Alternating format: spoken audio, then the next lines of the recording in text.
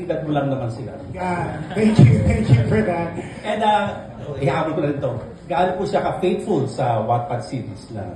Unahin ko na po kung gaano ka-faithful yung adaptation po namin ng Project Loki. Ano po, we do our best to make it 100% accurate po talaga.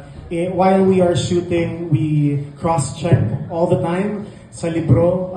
Even if it's written there, we make it a point with the whole team na, check natin. And it's a very collaborative process din po with all the artists and with Rain. Kunwari merong mga mababago na eksena, dadaan muna yan kay Rain, na sa kanya yung thumbs up, thumbs down, malalaman muna niya lahat yun. And of course, sa kanilang lahat po, they're such a joy to work with.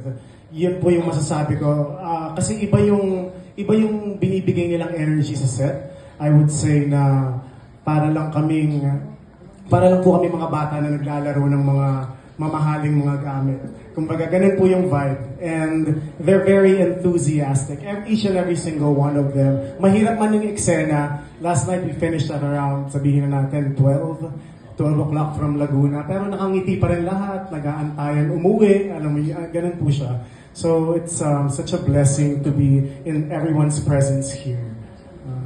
And I hope maramdaman niyo rin po yan while watching the final product ng Project Loki. Thank you. Thank you so much.